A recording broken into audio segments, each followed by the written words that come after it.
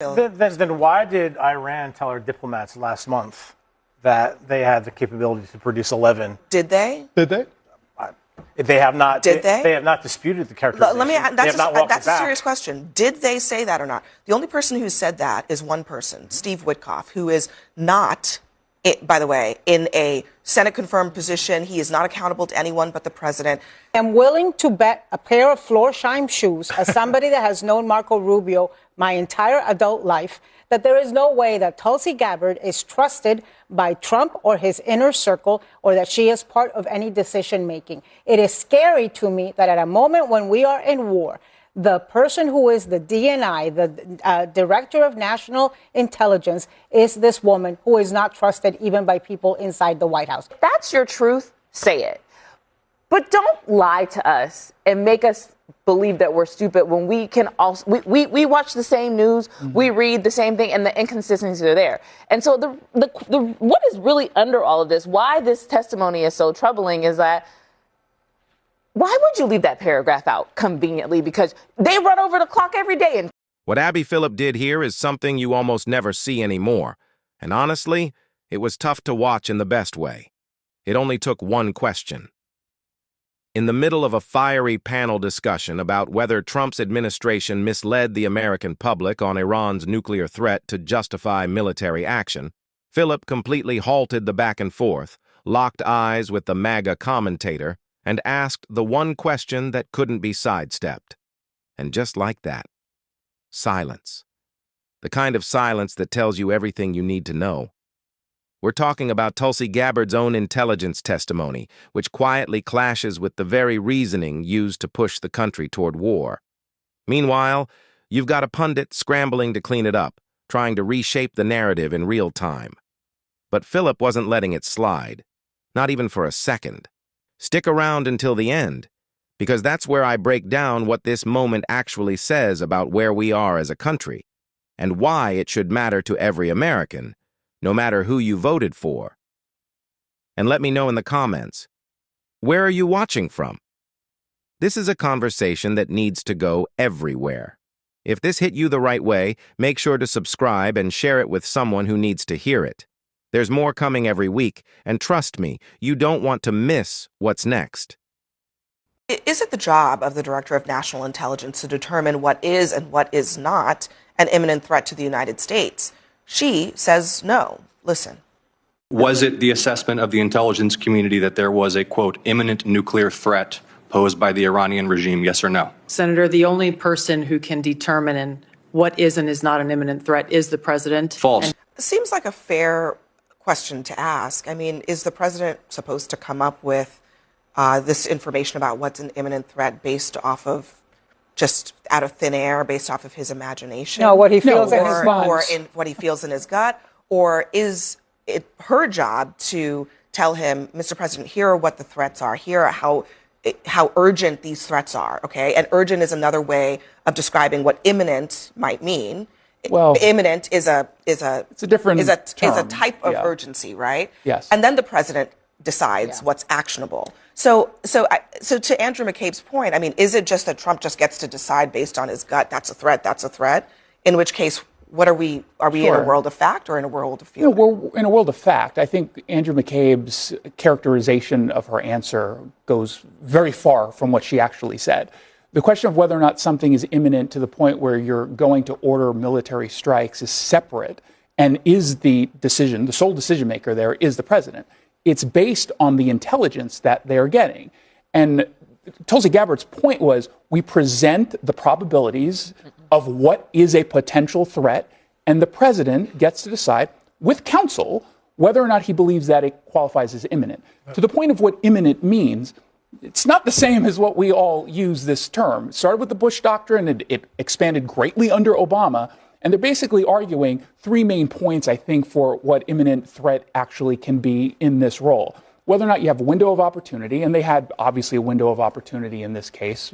Most of the people in Iran leadership are no longer alive. The ability to go after someone who is, in fact, or an organization, a regime, is a potential threat. Do they have the capabilities to threaten us? And the argument from the beginning wasn't solely about tomorrow they can have nuclear capabilities. It was whether or not they were going to have the ballistic missile coverage to ensure that they can, in fact, cover their nuclear but capabilities. can I just say, we're talking about this is a lot of mission creep here, and also moving of the goalposts, because neither of those things that you pointed out deal with the imminence of the threat itself. Do they have the capabilities? That's what imminence is in this context. Let's talk about the main thing. Do they have the capabilities? Okay, let me play what Tulsi Gabbard said about her written testimony on that front. Does Iran have the capability to rebuild its nuclear program? Here's what she said. In your printed testimony today on page 6, and your last paragraph on page 6, as a result of Operation Midnight Hammer, Iran's nuclear enrichment program was obliterated. There's been no efforts to try to rebuild their enrichment capability. You omitted that paragraph from your oral opening. Was that because the president had said there was an imminent threat 2 weeks? No, sir. I recognize that the time was running long, and I skipped through some of the portions. In the opening statement you submitted to the committee last night also stated, quote, there has been no effort since then to try to rebuild their enrichment capability, end quote, correct? That's right. And that's the assessment of the intelligence community. Yes. Okay, so it's as plain as day. They destroyed their nuclear capabilities last year. They told us it was obliterated. Mm-hmm. She just confirmed they had made no efforts to reconstitute that program. How is that not significant? It is hugely significant, and for her to say that she skipped that part because she was running long, there were other parts she could have skipped. That is a very crucial part. I'm a journalist and a former magazine editor. That's the lead. You lead with that. That's not what you leave out in the cutting room floor. So people are playing a little fast and loose here. That the fact that our own intelligence assessment said that the Iranians had indeed their nuclear program had indeed been obliterated, and that they were not rebuilding that capacity is crucial, because we started one of the crucial explanations from the Trump administration was that they were building back their nuclear threat, and that they were using their missile threat to protect their nuclear program. If the nuclear program doesn't exist, then this is a whole different argument. The administration has to present a very different case for the war, and they haven't done it. And when then why did Iran tell our diplomats last month that they had the capability to produce 11? Did they? Did they? They have not. Did they? They have not disputed the characterization. That's a serious question. Did they say that or not? The only person who said that is one person, Steve Witkoff, who is not, by the way, in a Senate-confirmed position. He is not accountable to anyone but the president.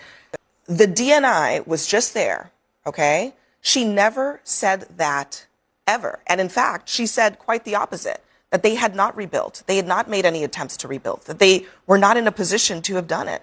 So I think it's worth questioning, is that actually a true assessment of where Iran was as it relates to their nuclear capabilities? Don't you think Iran would be walking back, saying, as hell rains upon their country, I mean, what's going on here? They have done. They've said over and over again, we are not building nukes.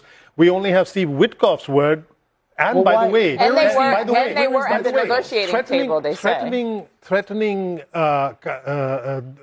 making those kinds of threats is not atypical of a smaller power in a contest like this. But do you believe them when they say that the smaller dog has to let me just offer this. Do you believe that? Let me offer this. We are talking about... We're talking about Tulsi Gabbard as if she was a normal and qualified DNI. It was reported just a few months ago that she was on very thin ice with Trump. That's probably why she showed up in costume in Fulton County, Georgia, to try to buy herself a few more months and curry his favor. I am willing to bet a pair of Florsheim shoes, as somebody that has known Marco Rubio my entire adult life, that there is no way that Tulsi Gabbard is trusted by Trump or his inner circle, or that she is part of any decision making. It is scary to me that at a moment when we are in war, the person who is the DNI, the Director of National Intelligence, is this woman who is not trusted even by people inside the White House. This is the same woman who, before she was appointed to this role, had a website where she was literally selling T-shirts that read, "No war with Iran." So If you think she was part of this decision and is in a position to give intelligence briefings to Donald Trump, I have a bridge to sell you somewhere. I think what is happening right now in our country is that whether you voted for Donald Trump or not, I think there's a lot of skepticism is what our leadership is doing. And it's not because we're playing, with toy soldiers on a table at night. It's because there are real lives that are at stake. And it's not just the lives of soldiers, but there are people who can't put food on the table because the gas prices there are so many collateral consequences because of this action.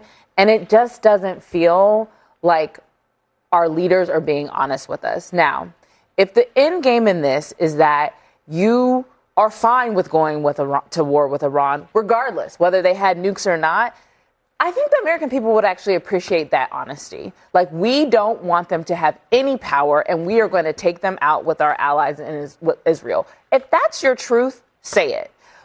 But don't lie to us and make us believe that we're stupid when we can also, we watch the same news, we read the same thing, and the inconsistencies are there. And so the what is really under all of this, why this testimony is so troubling is that, why would you leave that paragraph out conveniently? Because they run over the clock every day in Congress. Yeah. So today we're going to play by the rules. She was imminent. Was Fulton counting imminent? She was hardly able to keep a straight face as she pretended that it was it's a like, tiny. I think that's a really good point. It's a question, though, of whether or not you agree with the tactics versus whether or not you agree with the underlying issue. Point to a it's also whether you agree with the outcome. But point to a president who hasn't said they don't want to see Iran have power in the Middle East and they don't want them to have access to nukes. Like, every presidency has taken that position. So the tactics are different, and I think that that's a fair, obvious conversation to have and a debate to have. And I think we should always be skeptical, regardless of who the president is in power, which party they're from, when we strike militarily. I think that that is a completely healthy conversation. But it is clear the end goal is the same for absolutely every president, at least in modern history, that Iran cannot obtain nuclear weapons. But is the end goal regime change? Or is it not? I do think that you guys are circling on actually we're making similar points. Similar points. But I think the point that Ashley's making is an important one, which is that, to your point, every president has had the same disposition about Iran. This president chose to act on it and use the justification of an imminent attack on the United States. And if that justification is not accurate, that would be misleading, whereas there was another path that they could have chosen. They could have said, these are our objectives as a nation. We believe that this needs to be dealt with now and not later. Let's build a coalition. Let's go to Congress. Let's do it a particular way. Let's put it all on the table. And they could have done it that way. They did not. And so there is an accountability for the justification, because it does matter. Truthfulness in a democracy. And if they're lying to the American people, we know leaders have to make tough decisions, and people can't know all the intelligence before the strike happens. You can't sometimes win in that way. But you should not be lying to the American people, especially when soldiers die because of it. At the heart of this entire controversy is a very straightforward question. Was Iran actually an imminent nuclear threat when the Trump administration carried out those military strikes? Serving as Director of National Intelligence, testified before the Senate. And buried in her written statement, the version she formally submitted and signed, but noticeably avoided emphasizing in her spoken remarks, was a paragraph that completely undercut the administration's core justification for war. According to her own intelligence assessment, Iran's nuclear enrichment program had already been wiped out following Operation Midnight Hammer, and more importantly, there had been no attempt to rebuild it. None. Zero. Now, fast forward, just 2 weeks before those strikes, goes before the American public and labels Iran an imminent nuclear threat. The contradiction speaks for itself. So when a pro-MAGA voice on the panel started doing what we've all seen before, pivoting, reframing, trying to smooth over what was clearly a damaging revelation, shut it down immediately. She zeroed in on the one question that actually matters. Is it the responsibility of the Director of National Intelligence to determine what qualifies as an imminent threat? The pundit tried to argue no, that only the president makes that call. Phillip's response? Flat out wrong. And she was absolutely correct. The entire U.S. intelligence framework, the CIA, NSA, and the DNI's office, exists to evaluate threats, define their urgency, and communicate those findings to the president. That's their role. The president decides what action to take, but the intelligence community determines what the threat actually is. Suggesting otherwise isn't just misleading. It's a dangerous distortion of how national security is supposed to work. It shifts all authority onto one individual's instincts, with no institutional guardrails. Now here's where this goes from concerning to explosive. When senators pressed Gabbard on why that crucial paragraph, the one confirming Iran hadn't rebuilt its nuclear capability, was left out of her oral testimony, her explanation was that she ran out of time. Think about that. During an active military conflict, the Director of National Intelligence chose to omit the single most critical line in her entire statement because of time constraints. Not the introductions, not the thank yous, not the formalities. The one section that directly contradicted the president's reasoning for war, as one panelist put it, perfectly, that's the headline. That's the part you lead with. Even a first-year journalism student understands that. A seasoned intelligence official definitely does. Omissions like that don't just happen by accident, especially not when they involve the most important sentence in the entire document. What Phillip's panel exposed, and what she forced into the spotlight, is the question every American should be asking, no matter their political side. If the claim of an imminent nuclear threat wasn't accurate, then those military strikes were based on a false premise. And if that's the case, the consequences are very real. Lives lost, families devastated, economic ripple effects, regional instability, all of it stemming from a justification that the administration's own intelligence chief couldn't back up under oath. There's a word for telling the public one thing while internal intelligence says something else. It's not a policy disagreement. It's not a difference in interpretation. It's deception, with real-world consequences. And what made this moment stand out from the usual cable news chaos is how Phillip handled it. She didn't raise her voice. She didn't turn it into a spectacle. She asked a direct question and refused to accept anything less than a real answer. That's journalism, the kind that's become rare, and in today's climate, takes real courage. That panelist came in expecting the usual playbook: talk quickly, deflect, run out the clock. Instead, they ran into someone who had done the research, understood the stakes, and wasn't there to play along. Because when a nation goes to war, when lives are on the line and decisions carry irreversible consequences, the bare minimum the public deserves is honesty. And Abby Phillip made that crystal clear.